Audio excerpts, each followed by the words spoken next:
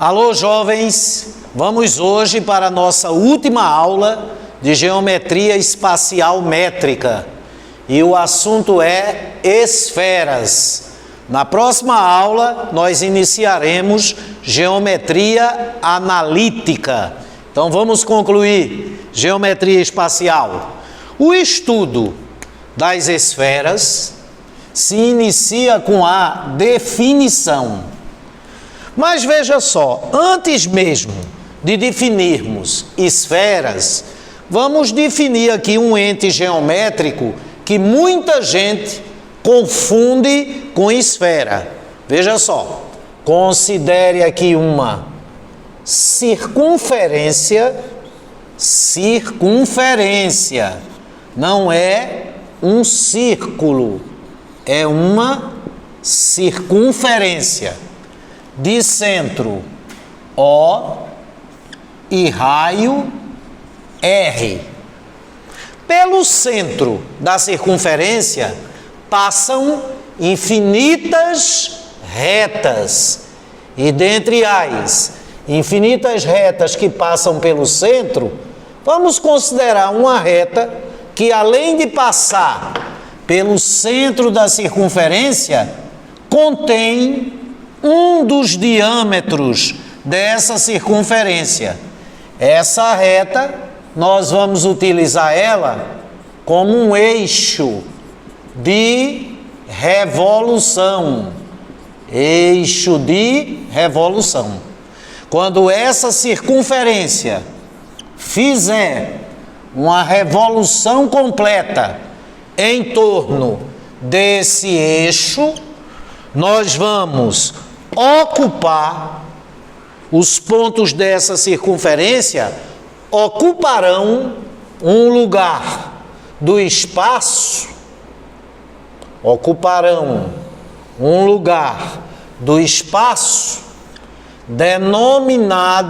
denominado superfície esférica.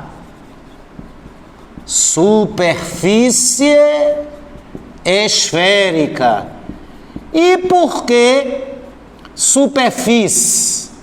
Porque a superfície esférica, ela é oca. Só estarão na superfície esférica os pontos do espaço cuja distância até o centro é igual ao raio da superfície, que é o mesmo raio da circunferência que foi revolucionada em torno desse eixo, que passa pelo centro e contém um diâmetro. A superfície esférica, ela é oca, como por exemplo, uma bolha de sabão.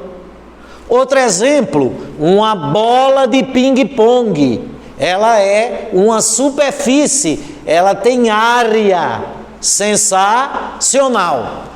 Agora, vista a definição de superfície esférica, de modo análogo, nós podemos definir a esfera. Legal? E qual é a diferença?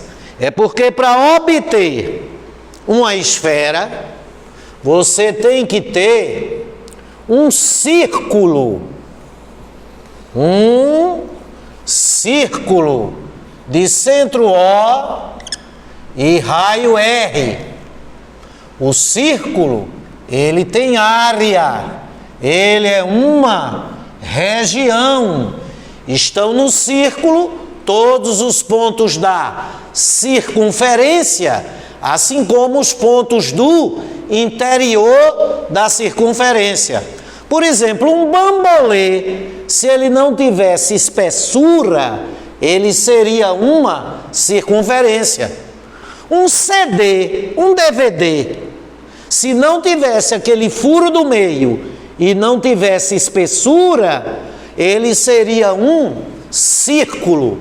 Então agora nós temos aqui um círculo de centro O e raio R, e tal e qual anteriormente, Vamos considerar uma reta que passa pelo centro do círculo, que está no mesmo plano que o círculo está, contendo um diâmetro. Esse círculo será novamente um eixo de revolução. Só que quando você fizer uma revolução completa desse círculo em torno do eixo, aí você ocupa uma parte do espaço, e essa parte do espaço é, por definição, uma esfera. A diferença essencial entre superfície esférica e esfera é que a esfera é densa, a esfera não é oca, a esfera é sólida, e estão na esfera todos os pontos da superfície esférica e os pontos que estão no interior. Para dar mais um exemplo, né? Por exemplo, a bolinha de ping-pong, ela é uma superfície esférica, se considerarmos apenas o que existe nela de matéria plástica. Já uma esfera, se você quiser usar uma bolinha como exemplo, seria uma bola de sinuca. Ela é densa, é maciça, é cheia, ela tem massa, ela tem volume. Já a superfície esférica, ela é oca, tá certo? Ela tem apenas área. E uma laranja, se você considerar tudo, é uma esfera. Se você tirar a polpa, os gomos e deixar só a casquinha da laranja, ela é uma superfície esférica. Legal ou não? Pois bem, tendo a esfera, que é um sólido, tem volume, ocupa lugar no espaço, vamos ver agora quais são os elementos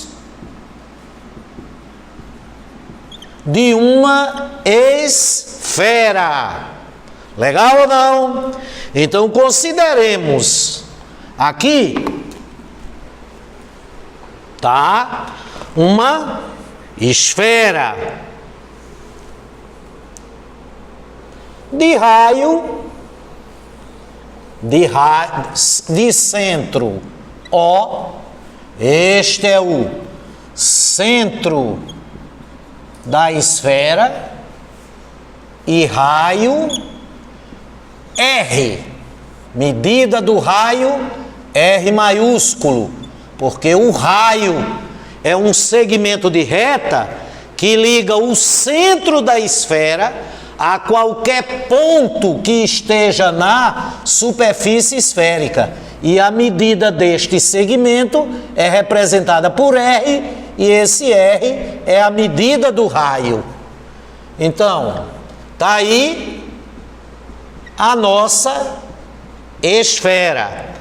Aquela reta em torno da qual você revolucionou o círculo, em torno da qual você revolucionou o círculo para obter a esfera, esta reta é o eixo da esfera. Toda esfera possui um eixo, e esse eixo é uma reta que passa pelo centro da esfera, que contém um diâmetro da esfera, e em torno da qual você revolucionou o círculo para obter a esfera, que evidentemente é um sólido de revolução. Legal? O eixo da esfera fura a superfície esférica, porque toda esfera tem superfície, tá certo ou não? Em 2 pontos, e cada ponto desse é denominado de polo. E aqui não precisa ficar dizendo polo norte, polo sul, não, polo. Toda esfera possui um centro e 2 polos, tá certo? Os polos são os pontos onde o eixo da esfera fura a superfície esférica. Sensacional. Vamos em frente. Se considerarmos um plano ao qual o eixo é perpendicular, tá certo? Esse plano alfa, o eixo fura ele perpendicularmente. Esse plano é denominado de plano equatorial da esfera. O que é o plano equatorial? É um plano que passa pelo centro da esfera, seccionando-a, tá certo ou não? E o eixo da esfera é perpendicular a ele. Já a secção feita pelo plano equatorial na superfície da esfera é esta circunferência, que é denominada de equador da esfera. O equador da esfera é uma circunferência obtida pela secção feita pelo plano equatorial na superfície esférica. O equador da esfera tem raio com medida igual ao raio da esfera. E o círculo que o equador limita, o círculo que é a secção feita pelo plano equatorial na esfera, esse círculo é, por definição, o círculo máximo da esfera. Agora veja que coisa legal. Se considerarmos um plano que passa pelo eixo da esfera, evidentemente, este plano é perpendicular ao plano equatorial, haja vista que o plano equatorial, o eixo é perpendicular a ele e esse plano em tela passa pelo eixo. A intersecção entre esse plano e a superfície esférica é uma circunferência de raio igual ao raio da esfera, que é denominado de meridiano. O que é um meridiano de uma esfera? Já que numa esfera existem infinitos meridianos. O meridiano é a intersecção entre o plano que passa pelo eixo e a superfície esférica. E por natureza, o meridiano é uma circunferência de raio igual ao raio da esfera. Agora, se você seccionar este plano, ou seccionar esta esfera através de um plano paralelo, distinto do plano equatorial, a secção que esse plano faz na superfície esférica é uma circunferência de raio menor que o raio da esfera. E essa circunferência é denominada de paralelo. Inclusive o equador é um paralelo, mas nem todo paralelo é o equador, tá certo? O equador, nós costumamos dizer que é um paralelo máximo. Ô professor Ednaldo, eu estou percebendo uma coisa. Nós estamos usando aí muitos termos que são utilizados pela geografia. Você disse bem. Nós estamos definindo muitos termos, muitos entes geométricos, muitos elementos lineares de uma esfera, e isso foi feito antes de Cristo nascer, que a geografia, séculos depois e bote século nisso, adaptou para a geografia. Não é a matemática que está se apropriando de termos da geografia. É a geografia que se apropria dos termos matemáticos. E para finalizar, vamos ver algo aqui bem interessante.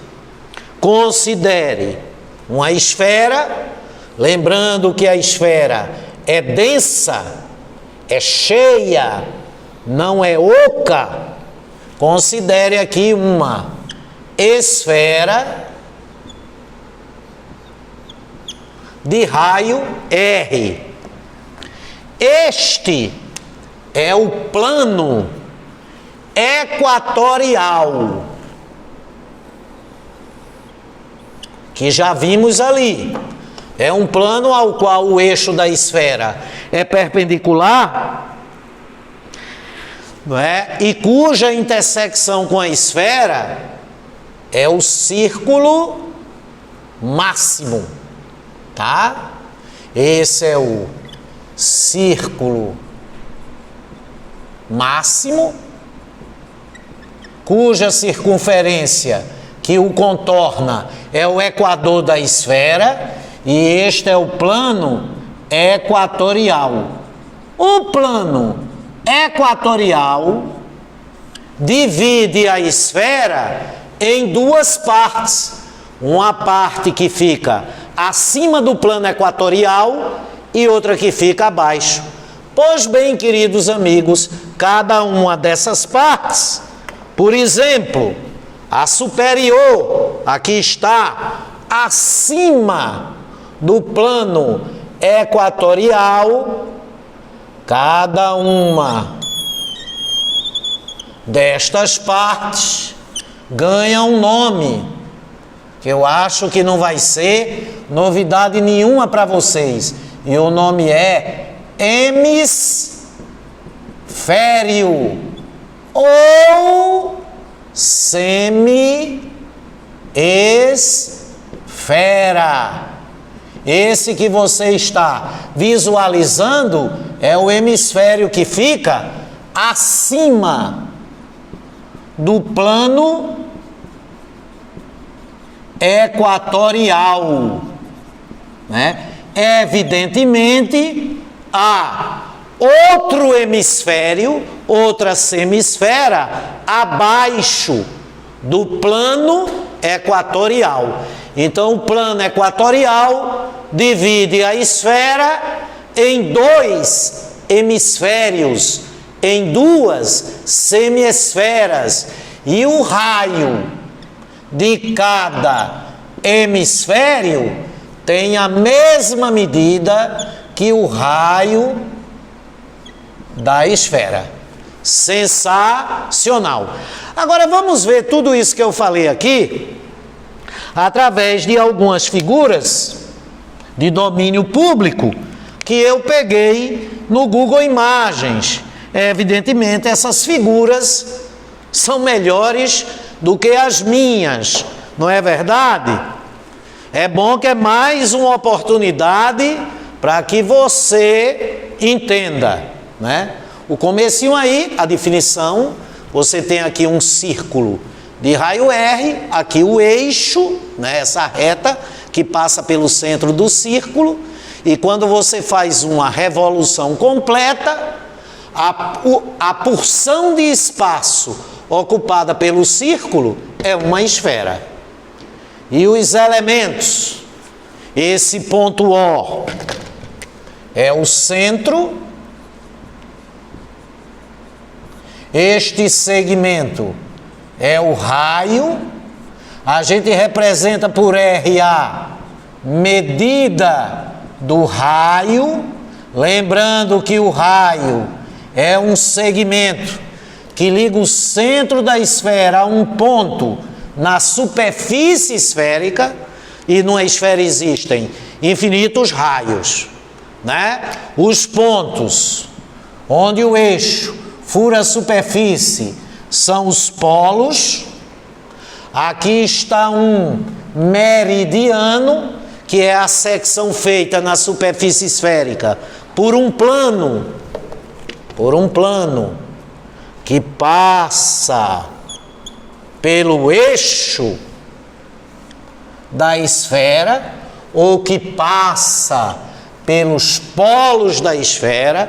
Aí você vai ter aqui um meridiano, não é? Aqui é o equador, que é a secção feita na superfície esférica por um plano perpendicular ao eixo e que passa pelo centro da esfera, não é?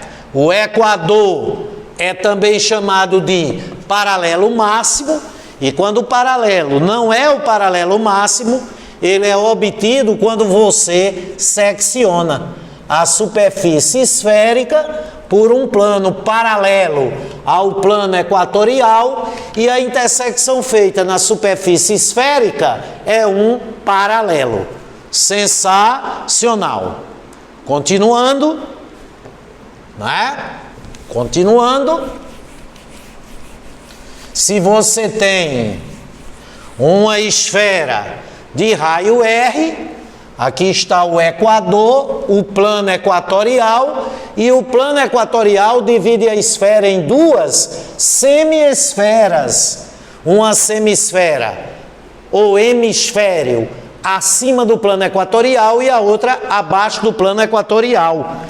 E esse círculo aqui é exatamente o círculo máximo, não é? Que tem como circunferência o equador. Então está aí a definição de hemisfério. Agora, o Enem gosta muito das secções esféricas, tá certo ou não? Feitas por planos paralelos ao plano equatorial, tá certo? E planos distintos do plano equatorial. Então aqui está o eixo da nossa esfera,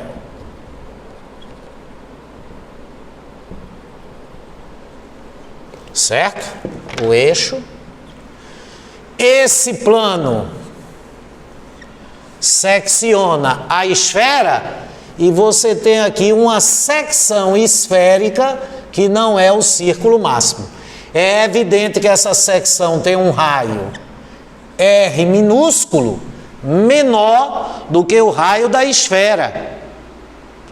Eis aqui o raio da nossa esfera, ligando o centro da esfera a um ponto da superfície esférica, e aqui é a distância do plano que seccionou a esfera até o centro.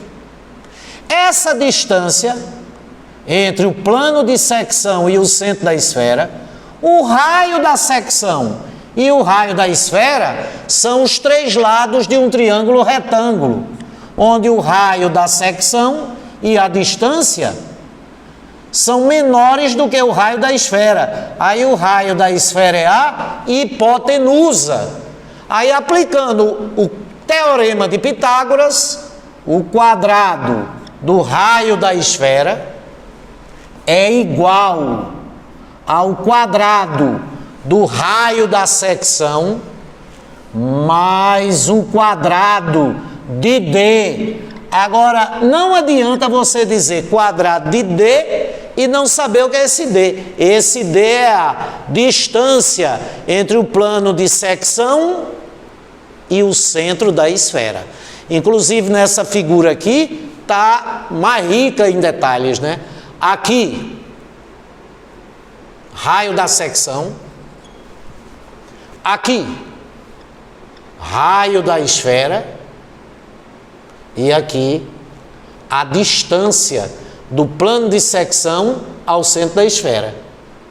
Ângulo de 90 graus, é evidente que o raio da esfera tem que ser maior do que essa distância, porque se essa distância fosse igual ao raio, o plano de secção ia tangenciar a esfera no polo, então essa distância é menor do que o raio, e o raio da secção é menor do que o raio da esfera. Se desses três elementos o raio da esfera é o maior, só ele pode ser a hipotenusa, e o quadrado da medida da hipotenusa é igual à soma dos quadrados das medidas dos catetos. Sensacional!